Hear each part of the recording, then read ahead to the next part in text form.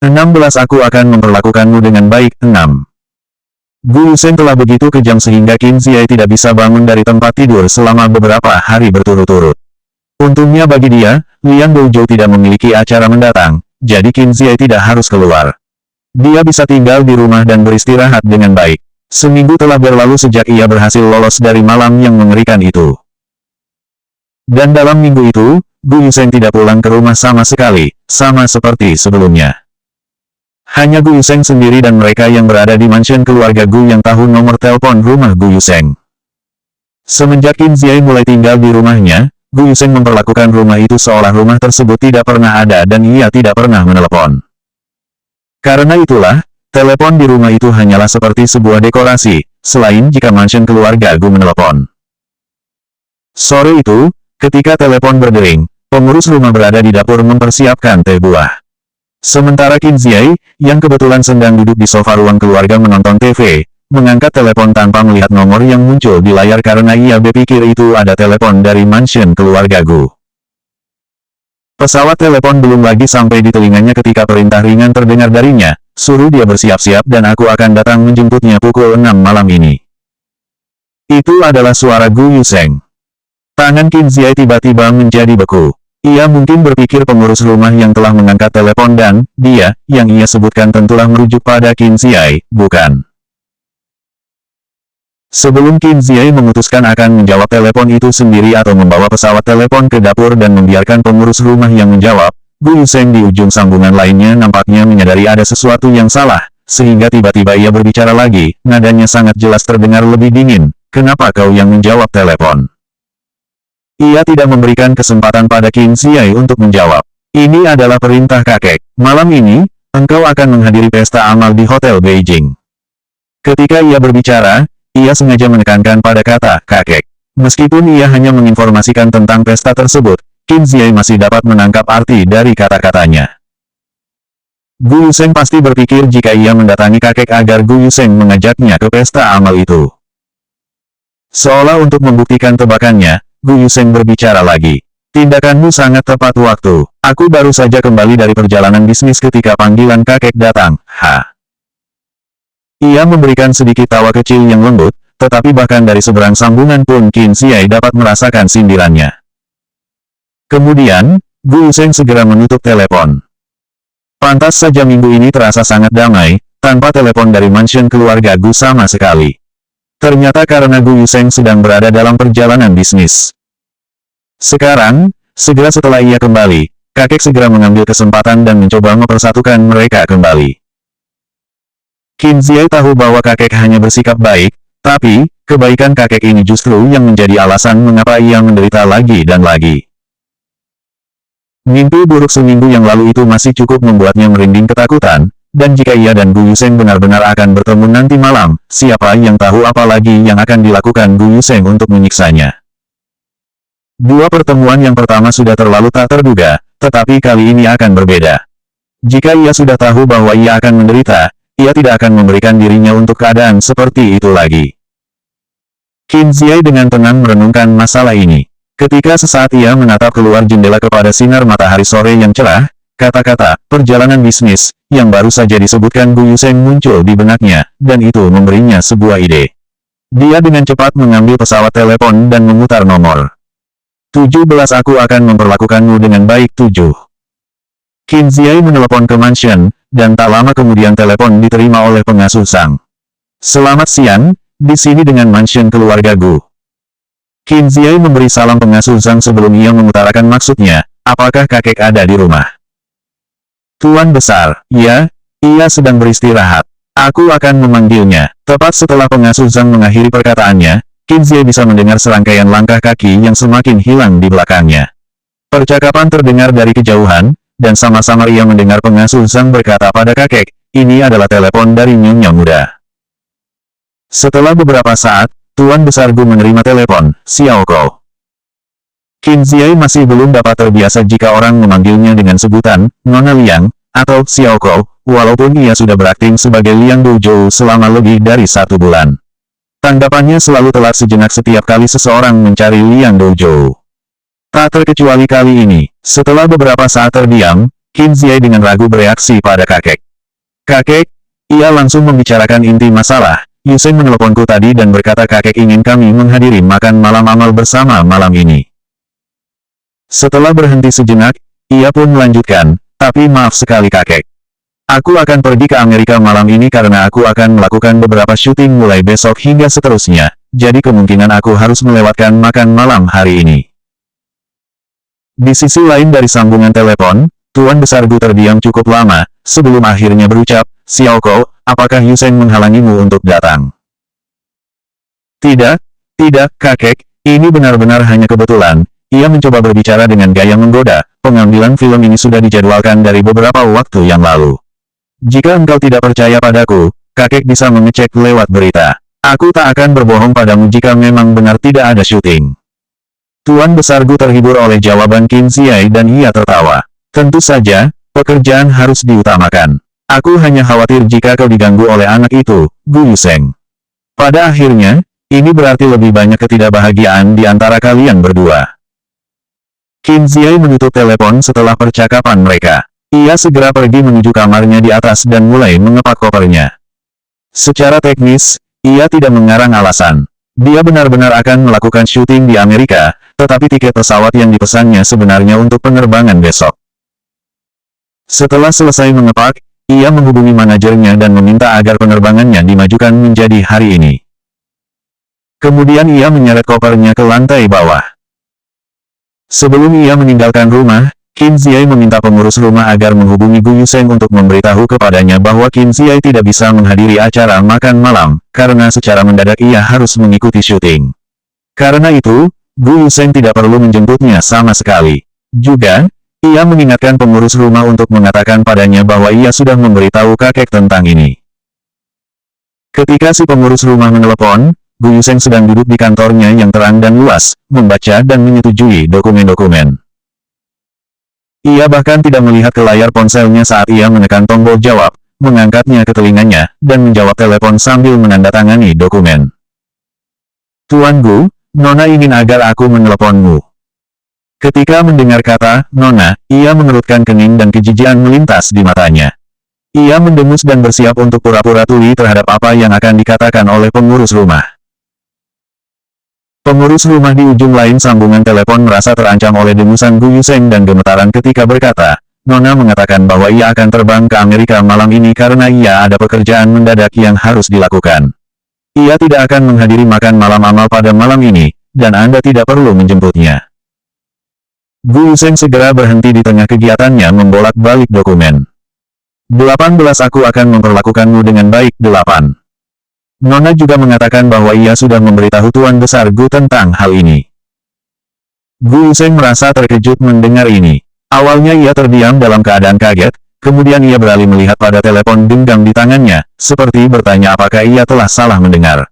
Akhirnya ia berbicara lagi setelah beberapa saat, dan menjawab dengan tanpa emosi, untuk menunjukkan responnya. Pengurus rumah sudah terbiasa dengan jeda yang panjang seperti itu, karena Gu Yuseng selalu irit dengan kata-kata, maka ia dengan sopan mengucapkan selamat tinggal dan menutup telepon. Gu Yuseng memegang telepon ke telinganya cukup lama sebelum akhirnya meletakkannya di atas mejanya dan kembali bekerja seolah-olah tidak ada yang terjadi. 10 hari kemudian, Qin Ziai terbang kembali ke Beijing dari Amerika Serikat. Pesawat mendarat di Bandara Internasional Beijing pada pukul 10.10 waktu Beijing. Seseorang telah mengungkapkan keberadaannya, sehingga bandara dipenuhi oleh penggemar Liang Douzhou, menunggu kedatangannya. Meskipun Qin Ziai menggunakan masker, seorang penggemar perempuan segera mengenalinya begitu ia keluar dari pintu kedatangan. Perempuan itu berteriak dengan semangat, "Ah, Liang Douzhou ada di sini," dan kemudian para penggemarnya yang sudah menunggu di bandara, berkumpul di sekitar Qin Ziai seperti gelombang pasang. Dalam sekejap, jalan Qin Ziai terhalangi. Sekelompok orang yang berkerumun bersama saja sudah cukup menyolok, tetapi dengan banyaknya penggemar yang terus memanggil, Liang Douzhou, orang-orang yang lewat pun ikut menghampiri untuk melihat apa yang terjadi. Dengan bantuan manajernya, petugas keamanan, dan para petugas bandara, dibutuhkan waktu beberapa saat bagi Qin Ziai untuk melepaskan diri dari kerumunan orang dan masuk ke dalam minivan yang sudah menunggunya. Banyak penggemar berkumpul di sekitar van dan menggedor jendela berulang kali. Pengemudi van, yang takut secara tidak sengaja akan menabrak para penggemar, hanya berani maju sedikit. Akhirnya setelah staf bandara mulai mengusir para penggemar dari sekitar van, pengemudi pun mulai dapat melaju dan dengan cepat pergi dari tempat parkir bandara. Qin Ziai sampai berkeringat karena dikelilingi oleh banyak orang saat berada di bandara. Meskipun AC di dalam van sudah menyala, namun suhu di dalam mobil belum turun dan terasa agak pengap, maka Qin Ziai menurunkan jendela untuk mendapatkan udara segar. Jalan raya bandara sangat ramai, mungkin karena banyaknya jumlah penerbangan yang mendarat pada jam itu. Van itu berhenti secara konstan dan melaju hanya beberapa ratus kaki. Saat ini udara di van telah mendingin. Qin Ziai baru saja akan menutup jendela ketika ia melihat sekilas mobil yang terlihat tidak asing di sudut matanya. Qin Ziai tiba-tiba terdiam. Dia tetap terpaku selama beberapa detik, kemudian perlahan memutar kepalanya dan melihat ke arah mobil itu. Jendela di samping Qin Ziai tidak tertutup, dan Gu Yusheng dapat terlihat sedang duduk di kursi pengemudi dengan rokok di satu tangan dan tangan lainnya menggerakkan setir. Profil Gu Yusheng memiliki garis-garis yang sangat anggun, dan ketika sinar matahari yang cerah bersinar melalui jendela menyentuh kulitnya, kulit itu tampak sempurna dan halus. Ketika digabungkan dengan cahaya yang berkedip di ujung jarinya, seluruh gambar tampak sangat indah seperti yang ada di manga Jepang yang dicintai Qin Ziai di masa mudanya. Qin Ziai sama sekali lupa dengan keinginannya menutup jendela dan mulai menatap Gu Yusheng. 19 Aku akan memperlakukanmu dengan baik. 9. Mobil van Qin Ziai dan mobil Gu Yusheng terus berada di selisih jarak yang sama, karena jalanan terlalu padat untuk dapat maju. Gu Yusheng tampaknya menyadari tatapan Qin Ziai yang berlangsung lama. Ia melirik ke arah sisi jalan di mana Qin Ziai berada sambil menyalakan rokok. Matanya tidak menampakkan terlalu banyak detail, maka Qin Ziai tidak yakin apakah ia sudah melihatnya ataukah berpura-pura tidak menyadarinya. Untuk singkatnya, Gu Yusheng hanya meliriknya, menarik rokok yang menyala ke bibirnya, mengangkat lengannya, dan menekan sebuah tombol di pintu mobil. Jendela mobil pun tertutup secara perlahan. Pelindung privasi yang dimiliki Gu Yusheng di mobilnya melindungi penampilannya yang berwibawa di balik layar hitam kelabu, dan menutupi tatapan Qin Ziai. Segera setelah mereka melewati pintu tol bandara, lalu lintas menjadi lancar dan tak terhalang lagi. Gu Yusheng tampaknya khawatir jika Qin Ziai membuntutinya, sehingga ia meningkatkan kecepatan mobilnya, membuat beberapa belokan, menyalip beberapa jalur sebelum akhirnya ia menyatu dengan arus lalu lintas dan menghilang jauh di depan. Tidak peduli siapapun Qin Ziai, wanita yang sudah ia lupakan 2 tahun yang lalu, ataupun wanita yang sekarang tinggal bersamanya di balik identitas orang lain, tidak ada perbedaan. Gu Yusheng dan Qin Ziai tetap seperti dua dunia yang berbeda. Qin Ziai meneruskan tatapannya ke jendela sebelum ia mengedipkan mata seolah-olah ia tidak pernah melihat Gu Yusheng. Ia menaikkan jendela mobil, bersandar pada kursi kulit sintetis dengan mata terpejam. Ketika mobil memasuki kota, manajer Liang Douzhou, Zhou Jing, mengangkat telepon dan berkata, "Iya, baik."